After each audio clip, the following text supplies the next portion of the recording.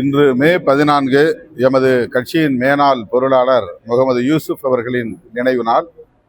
தலைமையகத்தில் அவருடைய திருவுருவப் படத்திற்கு மலர் தூவி வீர வணக்கம் செலுத்தியிருக்கிறோம். அவர் ஆற்றிய பங்களிப்பை நினைவு கூர்ந்து அவருக்கு எமது செம்மாந்த வீர வணக்கத்தை செலுத்துகிறோம். மே 17ஆம் தேதி ஏற்கனவே தமிழ் தேசிய எழுச்சி மாநாடு நடத்துவதாக அறிவித்திருந்தோம். பின்னர் அதனை தள்ளி வைப்பதாக அறிவித்தோம். தேதி பின்னர் அறிவிக்கப்படும் என்கிற அறிவிப்பையும் செய்திருந்தோம். அதே வேளையில் மே 17 முள்ளிவாய்க்கால் நினைவேந்தல் நாள். உலகம் முழுவதும் உலகத் தமிழர்கள் 17 மற்றும் 18 ஆகிய இரு நாட்களில் அந்த துயரத்தை நினைவு கூர்ந்து வருகின்றனர். விடுதலை சிறுத்தைகள் கட்சி மே 18 அன்று சர்வதேச இனப்படுகொலை நாள் என அறிவித்தோம். ஆண்டுதோறும் அதனை நினைவு கூர்ந்து வருகிறோம். அந்த வகையில் இந்த ஆண்டும் சர்வதேச இனக்கொலை நாள் நிகழ்வை மே 17 தலைமையகத்தில் நடத்த திட்டமிட்டிருக்கிறோம்.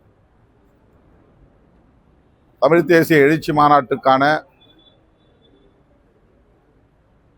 ஒரு முன்னேற்பாட்டு கூட்டமாகவும்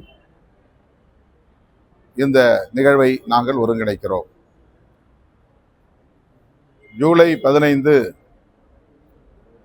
ஜூன் 14 விடுதலை சிறுத்தைகள் கட்சி ஆண்டுதோறும் சான்றோர் பெருமக்களுக்கு வழங்கி வருகிற விருதுகள் ஏப்ரல் 14ஆம் தேதிக்கு பதிலாக ஜூன் 14ஆம் தேதி நடத்த உள்ளோம். விருதுகள் வழங்கும் விழா சென்னையில் நடைபெறுகிறது. விடுதலை சிறுத்தைகளின் விருதுகள் வழங்கும் விழா ஜூன் 14 சென்னையில் நடைபெறுகிறது. தமிழ் தேசிய எழுச்சி மாநாட்டை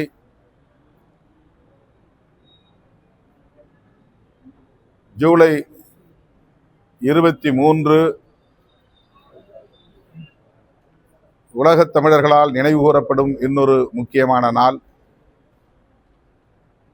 ஜூலை ஆண்டுதோறும் உலகத் தமிழர்களால் கருப்பு ஜூலை என்று நினைவு கூர்ந்து போராளிகளுக்கு வீர வணக்கம் செலுத்தப்படுகிற நாள். குறிப்பாக ஜூலை 5 கரும்புலிகள் நாள் என்றும், ஜூலை 23 கொழும்பிலே நடைபெற்ற வன்முறை வெறியாட்டத்தை நினைவு கூறுகிற நாளாகவும் கடைபிடிக்கப்பட்டு வருகிற நிலையில், அதே நாளில் ஜூலை 23 தமிழ்நாடு முழுவதும் லட்சக்கணக்கான சிறுத்தைகளை திரட்டி தமிழ் தேசிய எழுச்சி மாநாட்டை நடத்த உள்ளோம். இடம் பின்னர் அறிவிக்கப்படும்.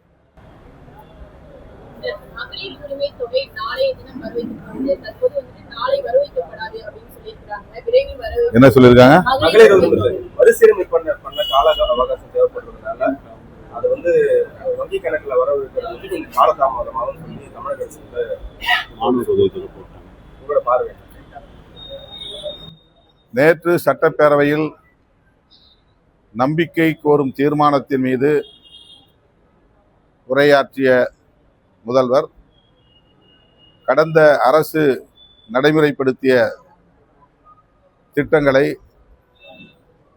இந்த அரசும் இடைநிறுத்தாமல் தொடர்ந்து நடைமுறைப்படுத்தும் என்கிற உறுதியை அளித்திருக்கிறார். எமது கட்சியின் சட்டமன்ற உறுப்பினர் வன்னியரசு அவர்கள் தனது உரையில் இந்த கோரிக்கையை எழுப்பியிருந்தார் என்பது குறிப்பிடத்தக்கது. அந்த வகையிலே மகளிர் உரிமை தொகை வழங்கும் திட்டம் தொடரும் என்பது மகிழ்ச்சி அளிக்கிறது. ஆனால் மகளிர் வங்கி கணக்கில் வரவு வைக்கப்பட வேண்டிய நாள் சற்று தள்ளி போவதாக அறிவிக்கப்பட்டிருக்கிறது. என்றாலும் அது வழங்கப்படும் என்கிற உறுதி அளிக்கப்பட்டிருப்பதால் கட்டாயம் அது நடைமுறைக்கு வரும் என்கிற நம்பிக்கை உள்ளது. நடைமுறைப்படுத்துவார்கள். நேற்று சட்டமன்றத்தில் பேசின எதிர்க்கட்சிகள் ஸ்டாலின் வந்து தமிழ்நாடு அரசு வந்து சோஃபா மாடல் அரசு தான் நடக்குது அப்படின்னு சொல்லி ஒரு விமர்சனம் வச்சிருந்தாங்க. ரிலேட்டடா நம்ம ஆபீஸுக்கு விஜய் அவர்கள் வரதுக்கு முன்னாடி வந்து ஒரு சோஃபா வந்தது, சிபி சண்முகத்தோட ஆபீஸுக்கு அங்க ஒரு சோஃபா வந்து விமர்சனமா சமூக வலைகளில் வச்சிருக்காங்க. எங்க ஆபீஸுக்கு சோஃபா வந்தது வந்து ஏற்கனவே ஆர்டர் பண்ணியிருந்தது. நீங்க கேமரா உள்ள வந்துட்டீங்க அந்த நேரத்துல, அதனால அது ரெண்டும் கோஇன்சிடென்ஸ் ஆச்சு.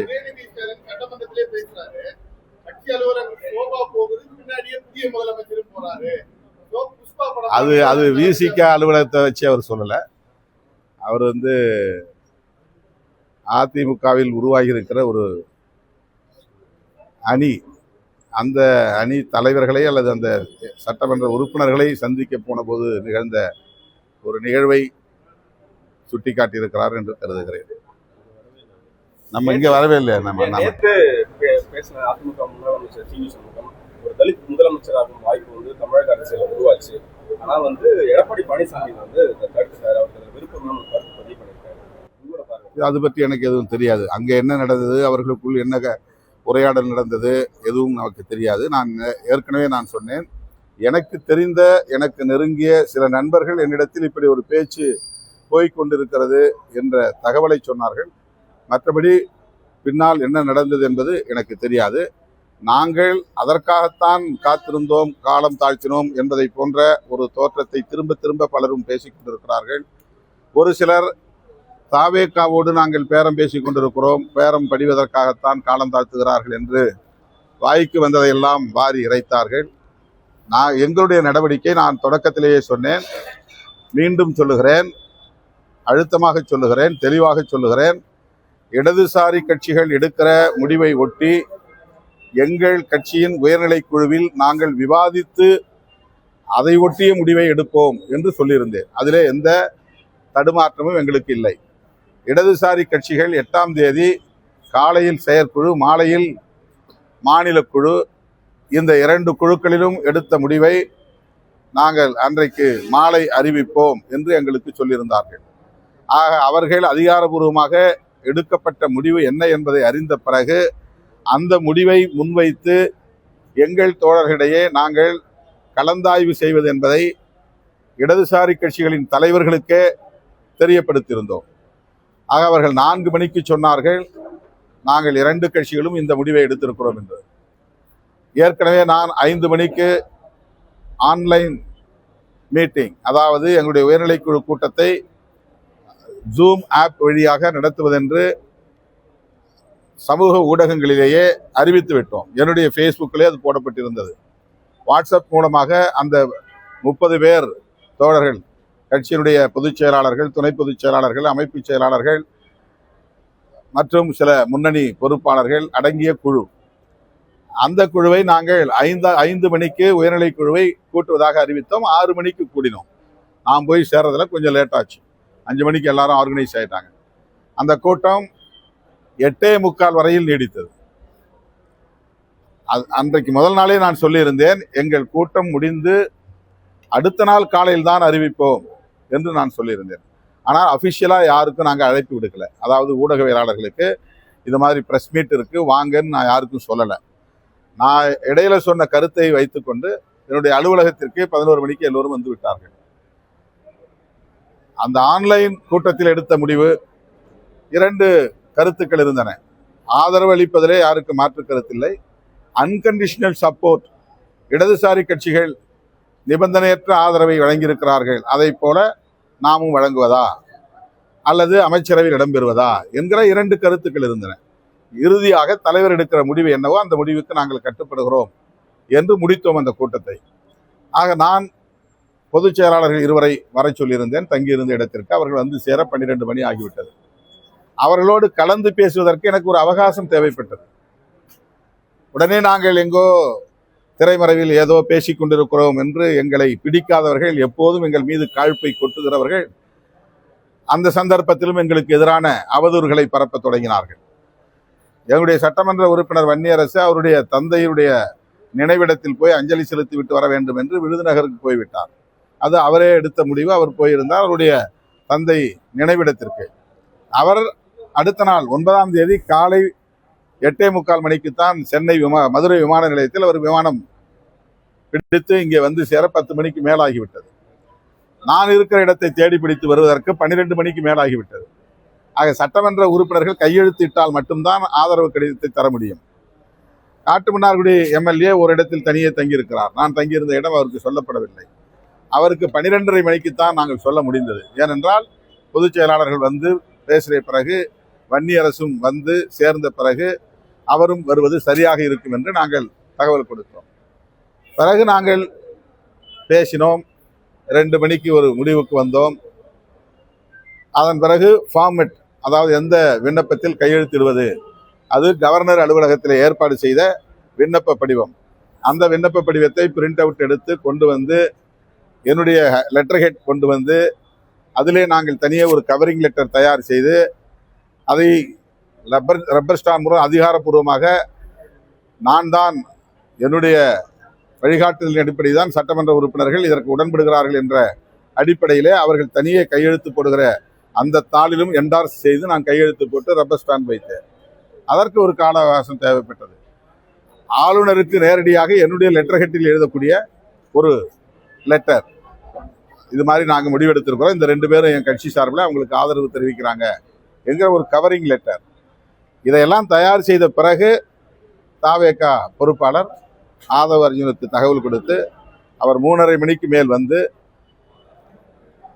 எங்களோடு பேசிக் கொண்டிருந்தார்.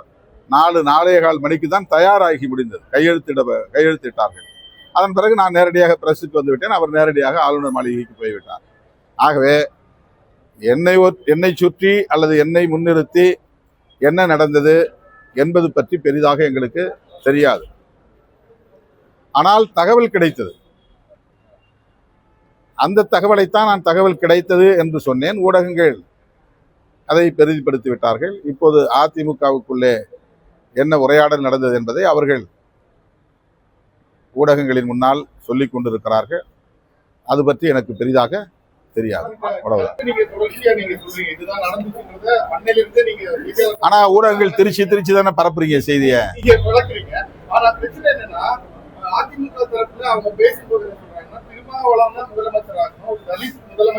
அது அவங்க ஸ்ட்ராட்டஜிங்க, அவங்க ஸ்ட்ராட்டஜி. ஆமா, நான் அந்த கூட்டணியில இருந்தேன்ல. நான் திமுக, நான் ஒன்னும் தாவேகா கூட்டணியில் இல்ல, வேற எந்த கூட்டணியில் இல்ல. அதுதாங்க எனக்கு தெரியாதுல. அதிமுக வந்து எங்களுக்கு